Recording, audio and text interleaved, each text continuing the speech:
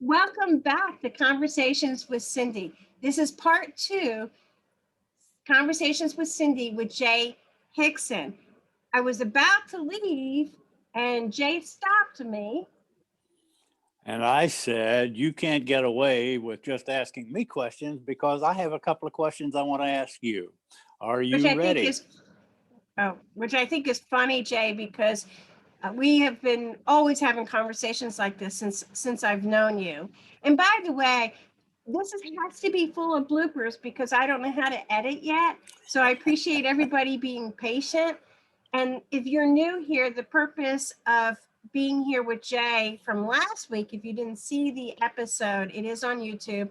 But Jay is one of the oldest people I know. I met someone 1 year older than him this week because of Conversations with Cindy. But Jay is 83 and a very dear friend. So go see that video or episode from last week.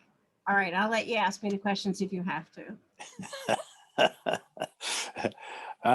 One of the questions you asked me was, what drives you? And I recall back in 2008, 2009, when you were the Toastmasters district governor for the entire state of Georgia. And you, at the end of your term, ranked #1 Toastmaster district in the USA and #4 in the world. And we went to lunch and I said to you, Cindy, you seem to be successful in almost every endeavor you undertake. What drives Cindy Cannon? Gosh, I remember that like it was yesterday. Do you know how long ago that was? But that's a great question. The year was so successful because I had such a wonderful team. I couldn't do it by myself, and we had over 100 people on the team. To be honest with you, I didn't think that we were going to make it through that year.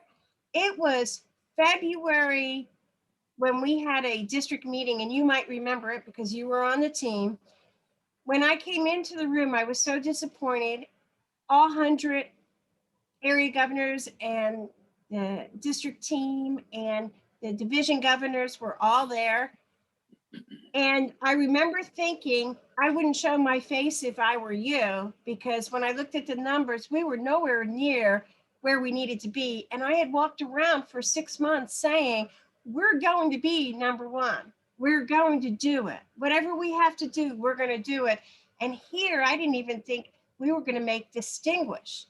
And for those of you that are not Toastmasters, you can make distinguished Toastmasters, select distinguished, or president's distinguished. And I wanted to be president's distinguished, which was very hard to do, but I thought we had the team to do it.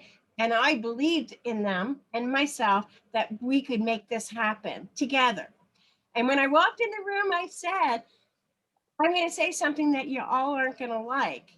And I probably gave the best speech of my life, but I basically asked everybody to leave if they weren't going to continue the next 5 months and do everything they can to become president's distinguished. I wasn't going to accept distinguished or select distinguished, but we wanted to do everything that we could in our power to make that happen. And that when I leave the room, when I came back, I wanted everybody to be gone that didn't want to do it. And I expected everybody to get up and leave and say I was crazy. But when I came back, like no one moved. And I even said, did y'all hear me? So they did, and they didn't say anything. And I am honored that I had that team because that's really what did it. You can't do it with one person. And that's true in real life. I'm not successful in real life because of Cindy Cannon. I'm successful because people out there either told me I could do it or they told me I couldn't do it, which motivated me even more. And I always seem to be proving a point. And now that I'm 62, I don't feel like I have to prove that point anymore. And I'm just giving back now. So it's a little bit less pressure for me other than my sales. Well, I remember it very well. And that stayed with me to this day. I still think about that. You know, this past year has been a rather tumultuous year. Everybody seems to want to be an expert on what's going on. And so we get a lot of conflicting stories. But what have you learned this past year that has changed your life? Oh my gosh, I'm so glad you asked that question because that I can talk about. Folks, 2020 started out for me not as a good year. I had not one, not two, not even three ulcers. I had 10. I was diagnosed with another rare autoimmune system deficiency, and my cat had just died, Oscar. And anyone that knows me, I'm a real animal person. And for those that don't know me, I've had 18 surgeries and 2 near-death experiences, even amnesia prior to 2020. And well, I guess 17 surgeries because I had dental surgery last year that made it 18. I'm about to have a Monday too. So that'll be 19 and that'll be my last surgery and I'm not counting anymore. But my year started out scary because I had stomach pain. And after going through what I went through my entire life, I didn't know how that was going to end. And the first doctor I saw, and the only doctor I saw, said to me, "You have IBS." And I thought, I belong somewhere. Finally, they diagnosed me with a term that I could understand and also a term that I'm not going to accept. And I'm going to turn this around. I belong somewhere, stayed with me. And within 3 months, I was able to get the pain to go away. And I'm going to tell you, it's because of COVID-19. So for everybody that had a horrible year, I'm right there with you because of COVID-19. I've lost some I didn't lose family members, but my friends lost some family members that are very close to me, and it's horrible. So please don't take this that I'm insensitive to you, but for me, it's the best year ever because on March 11th, I came home and I set up an office in the basement to start working.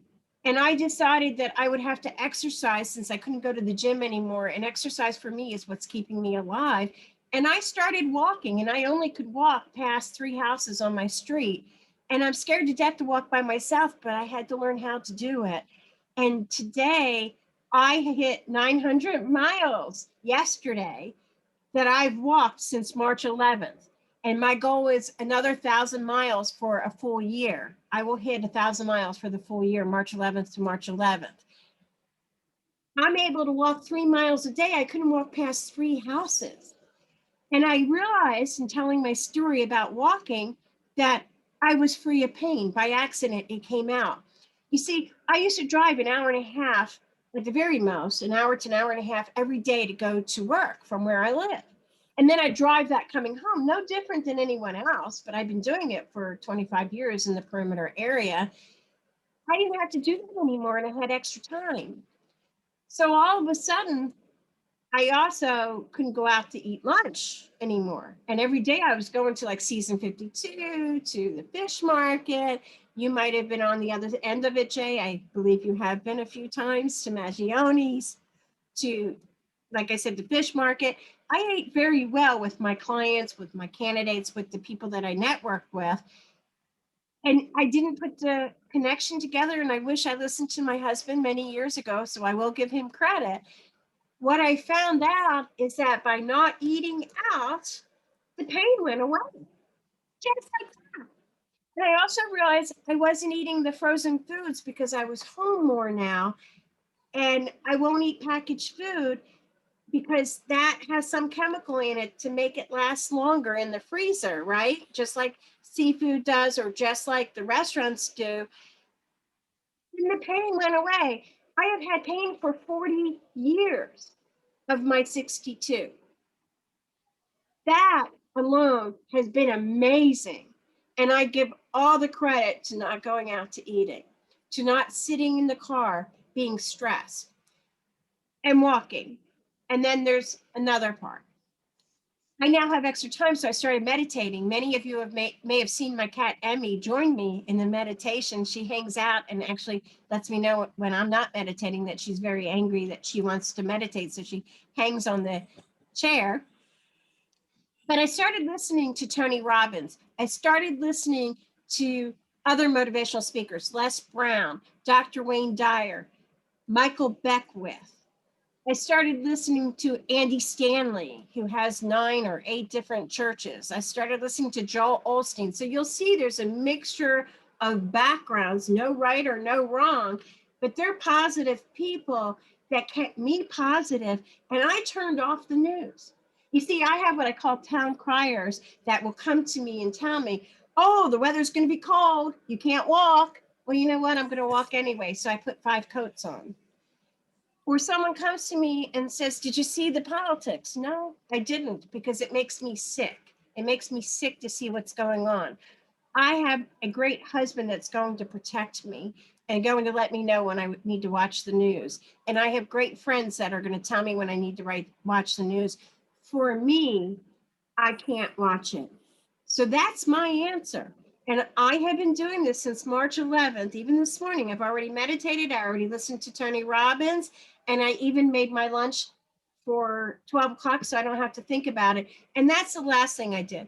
On Sundays, I plan my week out to know what meetings I'm going to, when I'm going to walk, what I'm going to wear when I'm on camera, what I'm going to eat for breakfast, lunch, and dinner, when I have sales meetings, and when my free time is for my family. And I use one calendar and I put it all on there. And 3 hours later on Sunday, I'm done.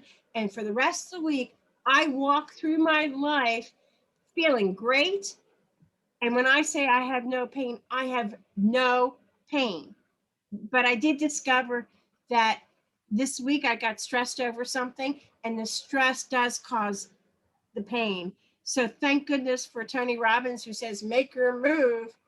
And that's what I do. That's great. That's great. That's good for all of us to know. All I have to say is you get up every morning, you dress up, you show up, and you meet somebody older than me. See how it happens? Thank you so much, Jay, for being a guest on Conversations with Cindy. And for all of you out there, my goal is that I introduce you to people that make a difference in your life and makes your day just a little bit better than it was yesterday. I love having guests on the show. I love doing the show. One day I will figure out how to edit and not just jump into something that I want to do. If you're a speaker out there, or not even a speaker, if you're a person out there that you feel you can make a difference, I'd like to hear from you. And you can write me at toastmastercindy@gmail.com, because this is not just about my friends that are in Toastmasters with me, but this is also about people that have not been part of Toastmasters. Maybe you should be, but I won't promise you that I'm not going to talk about it. But if you've been out there, whether you're just selling real estate and meeting people, and you know a secret for us, or whether you're successful in your business, or whether you've been sick and you've overcome something, or whether it's about a relationship that you want to share, I want to hear from you. And if I want to hear from you, that means other people want to hear from you. I'm just like you. So have a better today. And I look forward to next Sunday. Our guest is going to be Forrest Tough, filmpreneur, folks. He's won so many awards, and actually it was Jay Hickson that introduced me to Forrest Tough. I look forward to seeing you all on February 14th, Valentine's Day. Have a great week, and thank you for joining Conversations with Cindy.